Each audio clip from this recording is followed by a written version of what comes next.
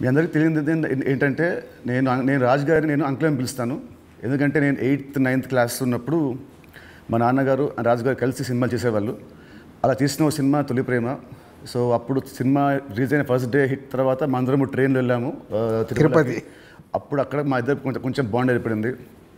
ఆ తర్వాత వచ్చాక నేను కాలేజ్ బంక్ కొట్టిన వల్ల నేను ఇలాగే దొరికిపోతుండేవాడిని. ఒక ఇన్సిడెంట్ ఇంకా నాకు బాగా గుర్తుంది. సంజయ్ థియేటర్ బయట రోడ్లో మీరు ఇటు సైడ్ వస్తున్నారు కారులో, నేను ఇటు సైడ్ ఒక బైక్లో వెళ్తున్నాను. సినిమాలో ఒక హీరో హీరోయిన్ చూసినట్టు లుక్స్, అంత బిజీ రోడ్లో ట్రాఫిక్లో మీరు నన్ను చూడడం, నేను మిమ్మల్ని చూడడం చూసి నేను భయపడిపోయి మీకు కాల్ చేసి అంకుల్ ఇంట్లో చెప్పకుండా చెప్పడము, థ్యాంక్ యూ మీ ఇంట్లో చెప్పలేదు, మీరు చెప్పుంటే అప్పుడు నాకు పగిలిపోయి ఉండేది. సో అది మా ఇద్దరి మధ్య ఉండే బంధం. సో ఆ తర్వాత కలిసి నేను హీరో అయ్యాను, తను ప్రొడ్యూసర్ అయ్యాడు. అండ్ అంకుల్ ఫస్ట్ మీ ఇండస్ట్రీకి వచ్చింది నాకు గుర్తున్నంత వరకు మీరు హీరో అవుదాం వచ్చారంట, కరెక్టా కాదా? ఒక సినిమా స్టార్ట్ కూడా అయింది, మధ్యలో అయిపోయింది. ఇది కరెక్టా ఫాల్సా? కాదు, ఫాల్స్. పక్క పక్క పక్క ఫాల్స్. ఓకే, మీ ఫస్ట్ సినిమా దిల్. ఆ సినిమా స్టార్ట్ ఎలా అయిందంటే అప్పటికి ఆది ఇంకా రిలీజ్ అవ్వలేదు, జయం రిలీజ్ అవ్వలేదు. వినాయక్ గారిని మా నాన్నని హోటల్లో కూర్చోబెట్టి ఎప్పుడు సినిమా రిలీజ్ కంటే ముందే మీరు దాన్ని లాక్ చేశారు. అసలు మీ నమ్మకం ఏంటి, మీ ధైర్యం ఏంటి? రిలీజ్ కాకముందే అప్పటికి ఆది మూవీ రిలీజ్ అయింది, నీ జయం రిలీజ్ కాదు. అప్పటికి ఆది రిలీజ్ అయ్యి వినయ్ నేను బేగంపేట సైడ్ వెళ్తున్నాము, నీ జయం పోస్టర్స్ ఉన్నాయి. ఓకే. సో జయం పోస్టర్ చూసి అన్నాక ఎవరి కుర్రాడు భలే ఉన్నాడంటే మా సుధాకర్ రెడ్డి కొడుకు జయం సినిమాతో లాంచ్ అవుతుండే, భలే ఉన్నాడన్నా, నీ సినిమా అయినతో చేద్దామా అన్నాడు. Why not? ఇమ్మీడియట్లీ నేను డాడీకి ఫోన్ చేసి ఆ మీటింగ్, నీ జయం రిలీజ్ కాకుండా ముందే మీటింగ్ చేసాము. సో దిల్తో మీ పేరు దిల్ రాజుగా అయింది. సో మీ ఫీలింగ్ ఏంటి? వినాయక్ గారు మేము మీకు ఇచ్చాం మా పేరు, లేదంటే మీ డబ్బులు పెట్టి మీరు మాకు హిట్ ఇచ్చారు కాబట్టి సొంత పేరు మీరు పెట్టుకున్నారా? అంటే జనాలు ఇచ్చారు అది. పోతే నీకు గుర్తుందో లేదో, ఆ దిల్ టైటిల్ మన దగ్గర లేకుంటే దిల్ పెడదామని నితిన్ అడిగినప్పుడు బూరుపల్లి శివరామకృష్ణ గారి దగ్గర ఆ టైటిల్ ఉంది. నేను వెళ్ళి అడిగి ఆ టైటిల్ తీసుకొచ్చాను, మాకు ఈ సినిమా బాగుంటుందండి అని. So thanks to Burupalli Sivaramakrishna గారు, ఆ టైటిల్ ఇవ్వడం వల్ల అది దిల్ రాజు అనేది బ్రాండ్ అయిపోయింది, ట్యాగ్ అయిపోయింది. సో ఇప్పుడు మీరు ఎస్విసితో పాటు లార్వేన్ ఏ company, Dil Raju productions, Dil Raju dreams, ఇలా మీ బయోపిక్కి తగ్గట్టు కంటెంట్ని బాగా గట్టిగా చేస్తున్నారు. So next Dil Raju directs అని చూడొచ్చా? లేదు. ఎందుకు? ప్రస్తుతానికి లేదు. సినిమా మీకు కెమెరా తెలుసు, మీకు నాలెడ్జ్ ఉంది, ఎడిటింగ్ తెలుసు, అన్నీ తెలుసు, మీకు ఎందుకు తీయట్లేదు? సో నాకు డైరెక్షన్ చెయ్యాలని ఎప్పుడు ఆలోచన రాలేదు. యాక్చువల్ వివి వినాయక్ ఆ బొమ్మరిల్ అయిన తర్వాత నాకు సజెస్ట్ చేశాడు, అన్న నువ్వు డైరెక్షన్ చేసేయగలుగుతావు, చెయ్యు అని. లేదు వినయ్ అని. లేదు నేను చెప్తున్నా కదా విను, విబి రాజేంద్ర ప్రసాద్ గారు లేక నువ్వు డైరెక్షన్ చేయగలుగుతావు, నువ్వు చెయ్యు అని. బట్ ఎప్పుడు ఆ సైడ్ నాకు డైరెక్షన్ చేయాలని ఆలోచన కలగలేదు. సో మీ బయోపిక్ తీసే ఇప్పుడు మీకు ఏమైనా ప్లాన్స్ ఉన్నాయా? ఎప్పుడన్నా ఆఫ్టర్ 5 years 10 years? నా బయోపిక్ నేను తీయలేను కదా, ఎవరైనా తీస్తారేమో. సరే, ఎవరు తీస్తే దాంట్లో అంత ఉంటుందా, ఆ కంటెంట్ ఉంటుందా? డెఫినెట్గా. అంటే ఇట్స్ బిగ్ జర్నీ కదా నాది. ఇప్పుడు ఫిలిం ఇండస్ట్రీ 94 వచ్చాను, 94కి వచ్చిన తర్వాత ఇప్పుడు ఆల్మోస్ట్ 30 years ప్లస్. ఎన్నో అప్ అండ్ డౌన్ చూశాను, ఎన్నో అన్నీ చూసుకుంటూ వచ్చాను. సో బయోపిక్ చేస్తే దానికి ఏ హీరో అయితే బాగుంటుంది? బట్ నాకు బాగా ఫేస్ మ్యాచ్ అయ్యేది నువ్వు ఒకటే. చాలా మంది అంటారు నితిన్ మీ బ్రదర్ అని. సో రాజుగారి బయోపిక్లో హీరోగా నేనే, ఇది ఫిక్స్ అయిపోయింది. ఇప్పుడు ఇవాళే ఈయన ప్రొడక్షన్, డైరెక్షన్ చూద్దాము, నేను హీరోని. సో ఇందాక మీరు చెప్పారు కదా అప్స్ అండ్ డౌన్స్ అన్నారు కాబట్టి ఆ క్వశ్చన్ అడుగుతాను. ఇండస్ట్రీ చాలా చూస్తే తెలుసు నాకు, బట్ మేజర్గా నాకు గుర్తుండి నేను ఇండస్ట్రీ వచ్చినప్పటి నుంచి మొన్న సంక్రాంతికి ఒక సినిమా మీ ఫైనాన్షియల్గా చాలా లాస్ అయింది. నెక్స్ట్ సినిమా ఇమ్మీడియట్ 3 days గ్యాప్లో అది మళ్ళీ అది వెళ్ళిపోయింది. ఈ మధ్యలో ఈ 3 రోజుల్లో మీ థాట్ ఏంటి? నెక్స్ట్ సినిమా కూడా అది కూడా పోతే అప్పుడు పరిస్థితి ఏంటి? మీ మైండ్లో రన్ అయిన మీ ఫీలింగ్ ఏంటి? లేదు అంటే నాకు ఇప్పుడు 10th సినిమా రిలీజ్ అయినప్పుడు నాకు అర్థమవుతుంది ఫైనాన్షియల్గా ఇది డ్యామేజ్ జరగబోతుంది. సో అటు డిస్ట్రిబ్యూటర్స్ అందరు కూడా లోలో ఉన్నారు. పోతే 14th రిలీజ్ అవుతున్న సినిమా షూర్ షాట్గా సూపర్ హిట్ అని చాలా గట్టి నమ్మకంతో ఉన్నాను. అంటే 90% నీకు తెలుసు, నేను ఎడిటింగ్ రూమ్లో చూసినప్పుడే నాకు చెప్పగలుగుతాను సినిమా వర్క్ అవుతుంది అవ్వట్లేదు. అట్లా సంక్రాంతికి వస్తున్నాం అనే సినిమా మీద ఐఎమ్ ఫుల్ కాన్ఫిడెంట్గా ఉన్నాను. సో ఆ 3 days అదే ఎనర్జీతో ఉన్నాను. ఎస్, నో ప్రాబ్లం, ఒకటి వస్తుంది, ఇది ఎంత డ్యామేజ్ అవుతుంది, అది ఎంత రికవర్ చేస్తారో నంబర్స్ తెలియదు, బట్ అది మ్యాజిక్ అనేది ఇట్స్ ఎ మిరాకిల్. బట్ ఆ పీరియడ్లో యూఆర్ కాన్ఫిడెంట్ మళ్ళీ ఇది అయిపోయింది మళ్ళీ నేను అంటే ఒక సినిమా రిలీజ్ ముందు నాకు మేబీ నా 6th సెన్స్ కావచ్చు, చూస్తున్న కంటెంట్ వల్ల కావచ్చు, చెప్పగలుగుతాను 90% మిస్ అవ్వను. సో దిల్ చేయడం వల్ల మీరు దిల్ రాజు అయ్యారు. బట్ నా దృష్టిలో మీరు బిల్ రాజు. ఎందుకు చెప్తాను. యాక్చువల్లీ చాలామంది ఆడియన్స్ కూడా చెప్పాలి ఇది. మామూలు చూస్తాం లాస్ట్ గత 1 year నుంచి మీ మీద వచ్చే నెగటివ్ ట్రోల్స్ కానీ ఇవన్నీ ఏవో వస్తుంటాయి కదా మామూలు ఆర్టికల్స్ అవి. 2005లో నేను సినిమా వేసాను, రామ్ సినిమా. అది రిలీజ్కి ఫైనాన్షియల్గా మేము చాలా అప్పుడు రిలీజ్కి మేము కొంచెం ఇబ్బందులు ఉండే. అండ్ అప్పుడు మాకు టర్మ్స్ అంతా బాగాలేవు టర్మ్స్ మనకు. అయినా మీరు వచ్చి ఆ నైట్ ఒక పెద్ద అమౌంట్కి మీరు సైన్ చేశారు. సో టర్మ్స్ బాగాలేనప్పుడే మీరు హెల్ప్ చేశారు. ఇలాంటివి మీరు చాలామంది హీరోస్కి, చాలా ప్రొడ్యూసర్స్కి, డైరెక్టర్స్కి మీరు చాలా హెల్ప్ చేస్తారు. ఇది నాకు తెలుసు. సో ఈ మధ్య వచ్చి మీరు ఒక సినిమా బొక్కేస్తారంటే అది నాకు I want clear to audience that ప్రతి సినిమా చిన్న పెద్ద లేకుండా అందరు హెల్ప్ చేసేవాడు మీరు. అండ్ దీంట్లో చాలా డబ్బులు మీకు చాలామంది మీకు వెనక్కి మీకు ఇచ్చారు లేరు కూడా నాకు తెలియదు. బట్ ఈ హెల్ప్ చేసిన ఇంతమంది మీరు కష్టాల్లో ఉన్నప్పుడు వీళ్ళు కూడా మీకు తిరిగి హెల్ప్ చేస్తారని అనుకుంటున్నారా? అంటే బేసిక్గా నా లైఫ్ స్టార్ట్ అయింది ఎక్కడ అంటే నితిన్, నా కాస్ట్యూమ్ కృష్ణ గారికి నేను చాలా స్టోరీలో చెప్పాను. అరుంధతి అనే సినిమా 36 lakhs కొంటే 2 lakhs నేను రిలీజ్ రోజు కట్టలేదు. తర్వాత తీసుకెళ్ళి ఆయన ఫోన్లు ఎత్తకుంటే కూడా నేను పట్టుకొని వెళ్ళి 2 lakhs ఇచ్చి వచ్చాను. తర్వాత వారు నాకు పిలిచి పెళ్లి పందిరి చేసే వరకు వదిలిపెట్టలేదు. నిజంగా పెళ్లి పందిరి అనే సినిమా లేకుంటే ఐఎమ్ నాట్ దే, అసలు సినిమా ఇండస్ట్రీలో నేను లేను అనేది నేను గట్టిగా నమ్ముతాను. సో అంటే ఒక హానెస్ట్ అనేది ఒకటి ఎంత పని చేసిందో హెల్పింగ్ కూడా అంతే పని చేస్తుందని నేను నమ్ముతాను. నా లైఫ్లో ఇప్పుడు నువ్వు సంక్రాంతికి అడిగావు, ఇది రాకుంటే ఇది ఉండుంటే, అలాంటి ఒక 4-5 ఇన్సిడెంట్స్ ఉన్నాయి. అంటే నేను క్లోజ్ అయిపోయే ఇన్సిడెంట్స్. ఇప్పుడు అసలు సంక్రాంతికి వస్తున్నాము, రాకున్నా మాకేం కాదు, ఎందుకంటే ఆల్రెడీ ఎస్టాబ్లిష్ అయిపోయి ఉన్నాం. ఫైనాన్షియల్ డ్యామేజ్ వరకు 2 ప్రాపర్టీలు అమ్మేసి ముందుకు వెళ్ళిపోతాం, అది పెద్ద విషయం కాదు. కానీ నేను నార్మల్గా ఉన్నప్పుడు కూడా ఇలాంటి ఇన్సిడెంట్స్లోకి వెళ్ళి నేను దాటుకుంటూ వచ్చాను. అంటే అది ఎప్పుడు అదే నేను నమ్మేది, వెన్ వీఆర్ హెల్ప్కు మనం ముందుంటామో మన కష్టం వచ్చినప్పుడు భగవంతుడే తిరిగి ఇస్తాడని. అది నా లైఫ్లో 3-4 ఇన్సిడెంట్ నాకు సినిమా ఫీల్డ్లో జరిగాయి. దిల్ మీరు చేసినప్పుడు ఆ రోజుల్లో ఇట్ వాజ్ ఆ రోజు సినిమాకి ఖర్చు మీరు బాగా పెట్టారు. ఆ రోజు బాగా పెట్టారు. అండ్ అందుకే అప్పటికి మన వినాయక్ గారికి ముందు సినిమా కూడా అంత ఆడలేదు, బట్ స్టిల్ మీరు ఖర్చు బాగా పెట్టారు. ఆ సినిమా హిట్ అయింది, దాంతో మీ లైఫ్ మారిపోయింది. ఇప్పుడు తమ్ముడు సినిమాకు ఒక రిఫరెన్స్ లేకుండా కూడా మీరు సినిమాని ఇంత ఖర్చు పెట్టారు. దీని మీద నమ్మకం, కథ మీద నమ్మకమా, డైరెక్టర్ మీద నమ్మకమా, ఆర్ ఈ తమ్ముడు సినిమా మీకేం తెస్తుంది? పేరు తెస్తుందా, డబ్బు తెస్తుందా? అంటే ఈ సినిమాకు బేసిక్గా నేను క్రెడిట్స్ ఇచ్చేది డైరెక్టర్కే. ఎందుకంటే ఎంసీఏ అండ్ వకీల్ సాబ్ తర్వాత ఆయన రాసుకున్న కథని ఇప్పుడు ఉన్న సినారియోలో అంటే ప్రేక్షకుల్ని థియేటర్కి తీసుకొచ్చి ఒక ఎక్స్పీరియన్స్ ఇవ్వాలని ఏదైతే చూశాడో, అందుకే నువ్వు కూడా షూటింగ్లో చూసినావు, ఆయన తీసుకుంటూ వెళ్తుంటే నేను ఎప్పుడు ఆపలా. ఒక డైరెక్టర్ ఏమో అడుగుతున్నాడు, ఎలా అచీవ్ చేయాలి, అది అచీవ్ చేయండి అని చెప్పా. అది అయిపోయిన తర్వాత నేను ఎప్పుడైతే యావిడ్ రూమ్లో సినిమా చూసుకున్నానో అప్పుడు నాకు అది ఎస్, వేణు అడిగింది ఇచ్చాను కాబట్టి ఆయన ఈ సినిమాని ఇవ్వగలుగుతున్నాడని. ఈవెన్ రాత్రి ఇప్పుడు నువ్వు ఒక భయంలో ఉన్నావు, ఎందుకంటే మనం లోలో ఉన్నప్పుడు చాలా భయంలో ఉంటాం. నేను అవన్నీ చూసేసాను. నైట్ నువ్వు నాకు ఫోన్ చేసి ఒక రీల్ చూసేసి ఒక ఎగ్జైట్మెంట్తో ఫోన్ చేసావు. ఎందుకు? అది ఇప్పుడు మనం చూస్తున్నాం, ఒక సినిమా ఇలా షేప్ అయింది, సౌండ్తో ఇలా చూసినప్పుడు ఇలా ఉంది, ఒకటి ఉంటుంది కదా, అదే ఎగ్జైట్మెంట్. అదే నన్ను తమ్ముడికి ఎంతైనా ఆలోచించకుండా డైరెక్టర్ అడిగినట్టు చేయమని చెప్పాను.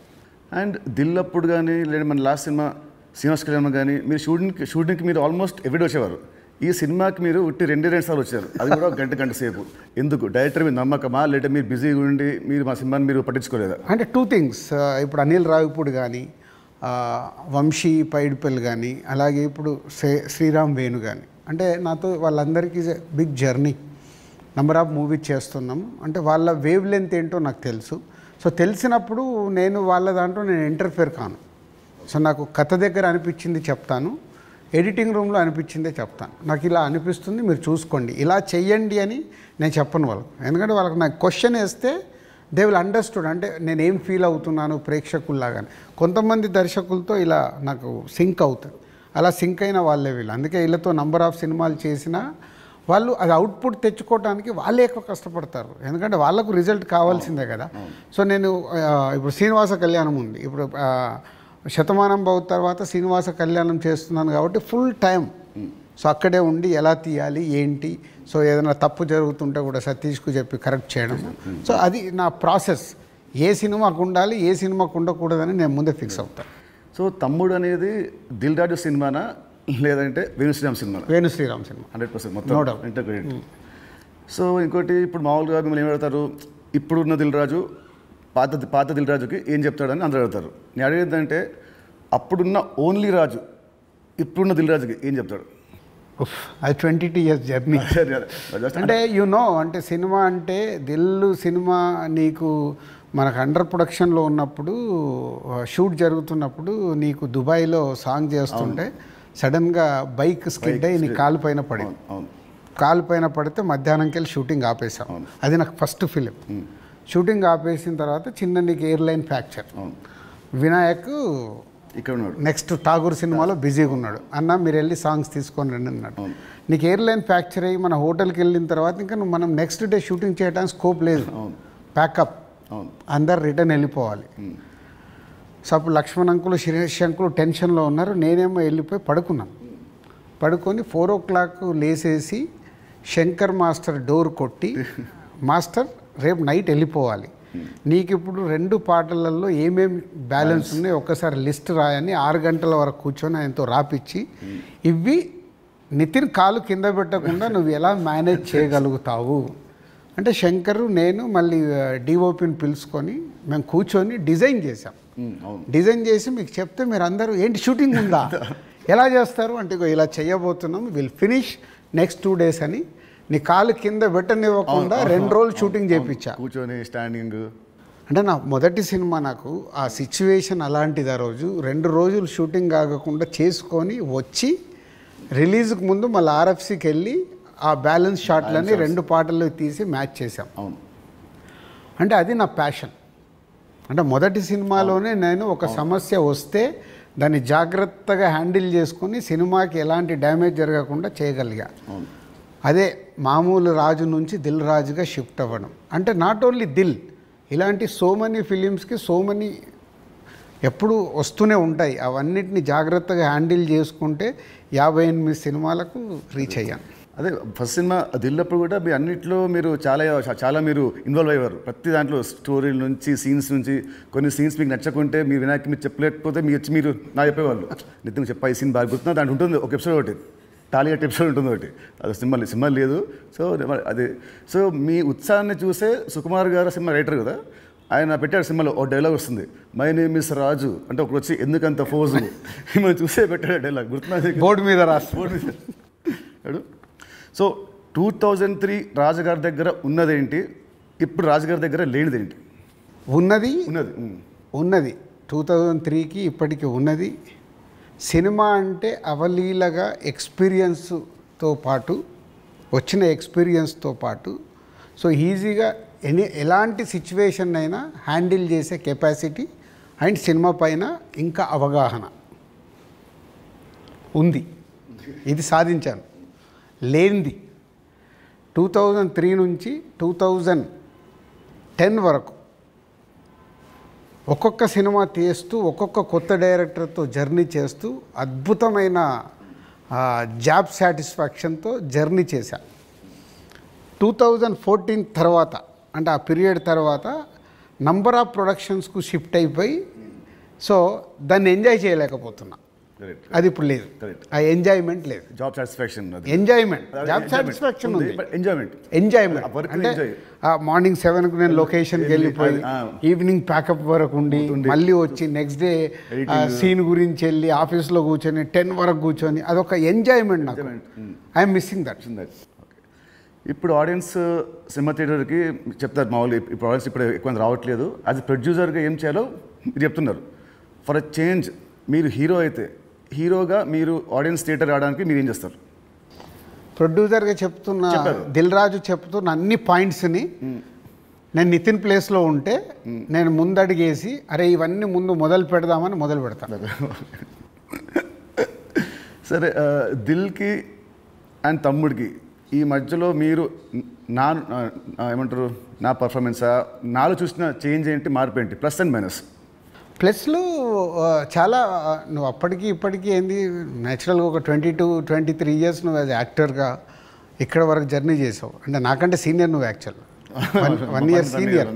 నేను 2003లో ప్రొడ్యూసర్ని అయ్యా, నువ్వు 2002లోనే హీరో అయ్యావు. అంటే నాకంటే 1 ఇయర్ సీనియర్. సో నీకున్నది ఆ ఎక్స్పీరియన్స్ వచ్చింది ప్లస్. సో ఆ ఎక్స్పీరియన్స్తో నేను ఎలా హ్యాండిల్ చేస్తున్నానో థింగ్స్ని హ్యాండిల్ చేయగల కెపాసిటీ వచ్చింది, మేనేజ్ చేయగలిగే కెపాసిటీ లేనిది. అంటే 23 సంవత్సరాలలో నువ్వు అంటే ఇప్పుడు ఒక దిల్ రాజుగా నేను నీకంటే జూనియర్ని 1 ఇయర్ని సాధించుకుంటూ ఒక టాప్లోకి వచ్చా. నితిన్ని నేను అలా ఊహించా. నేను దిల్ సినిమా చేస్తున్నప్పుడు, ఆర్య సినిమా చేస్తున్నప్పుడు బన్నీని, దిల్ సినిమా చేస్తున్నప్పుడు నిన్ను, అంటే వీళ్ళు నాకు ఫ్యూచర్ స్టార్స్ అని ఊహించా. కానీ నువ్వు ఆ మార్క్ అచీవ్ చేయలేకపోయావు, నువ్వు కోల్పోయింది అదే అనేది నా ఫీలింగ్. ఇప్పుడు తమ్ముడితో నాకు మళ్ళీ వస్తుందనుకుంటారా ఆ పూర్వ వైభవం? తమ్ముడితో సక్సెస్ఫుల్ హీరోగా వస్తావు, కానీ ఇది సరిపోదు. ఎల్లమ్మతో కొట్టాలి. సో దిల్కి సీక్వెల్ చేసే ప్లాన్ ఏమైనా ఉందా? ఎందుకంటే అదొక మంచి బ్రాండ్ వాల్యూ. మళ్ళీ వినాయక్ గారితో నాతోని దిల్ పార్ట్ 2 అంటే అప్పుడు ఫాదర్ క్యారెక్టర్ నువ్వు వేయాలి, కొడుకు క్యారెక్టర్ నువ్వు వేయాలి. ఉంది కదా, ఇలాగ సినిమాలో ఉంది కదా, ఇచ్చాం కదా మనం లీడ్. కరెక్టే, సినిమాలో మనకు లీడ్ ఉంది, మన సినిమా లీడ్ ఉంటుంది. అది వేసుకొని లాస్ట్ సీన్ అదే ఉంటుంది, ప్రకాష్ రాజ్ గారిది ఫోటో మీదకి వెళ్ళి రివీల్ చేస్తే అలా చేయాలి. అప్పుడు 1 word ఆన్సర్స్ కావాలి. 1 word or 2 words మీ ఇష్టం. 1-2 words ఆన్సర్స్. మీకు చెప్తాను కొన్ని పేరు వినగానే మీకు వచ్చే ఫస్ట్ మీ థాట్స్. పవన్ కళ్యాణ్ గారు is my star. Mahesh Babu గారు. మహేష్ గారు మా ఇద్దరికి ఒక తెలువని అండర్లింక్ ఉంటుంది. ప్రభాస్ గారు ఈజ్ మై డార్లింగ్. ఎన్టీఆర్ గారు మై నాన్న. నాన్న అని పిలుస్తాను నేను. ఓ అదేంటి అది ఇంకేంటి? అది అప్పుడు తారక్తో డిస్ట్రిబ్యూటర్గా ఉన్నప్పుడు క్లోజ్నెస్ ఉండి బృందావనం చేస్తున్నప్పుడు అప్పటికి కొడాలి నానిగారు వీళ్ళందరూ తారక్తో ఉండేవాళ్ళు. వాళ్ళందరూ నాన్న అని పిలిస్తే నాకు అది ముద్దుగా అనిపించేది. అంటే నాకు ఈ అవకాశం ఉంది కదా అని అప్పటి నుంచి నేను కంటిన్యూ.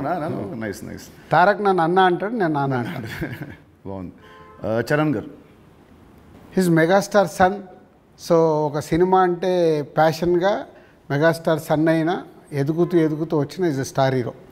అల్లు అర్జున్ గారు. Bunny is my brother. Next Sirish Reddy గారు. శిరీష్ అందరికీ తెలిసింది మై బ్రదర్. పోతే మా ఇద్దరికి సినిమా దాంట్లో ఎప్పుడు ఒక కాన్ఫ్లిక్ట్లో ఉంటాం. అవునా? ఓకే. అంటే ఆలోచన విధానంలో కాన్ఫ్లిక్ట్గా మాట్లాడుతుంటాం, బట్ కన్క్లూడ్ చేస్తాం, రిజల్ట్ ఉంటుంది మాకు. About Venu Sriram. Venu is my boy. Thammudu సినిమాని 3 ముక్కలో చెప్పాలంటే Thammudu, what is Thammudu for you? Nithiin నాకు తమ్ముడు, వేణు నా తమ్ముడు. తమ్ముడు సినిమా మీకు పేరు తెస్తుందా, మీకు డబ్బు తెస్తుందా? ఫస్ట్ పేరు తెస్తుంది, తర్వాత నేను పెట్టిన డబ్బు తెస్తుంది, ఇంకా అద్భుతాలు జరిగితే లాభాలు తెస్తుంది. సో July 4th సినిమా వస్తుంది తమ్ముడు. సో ఆడియన్స్కి మీరేం చెప్తారు? ఎస్, అన్ని ఇంటర్వ్యూలలో చెప్తున్నట్టే.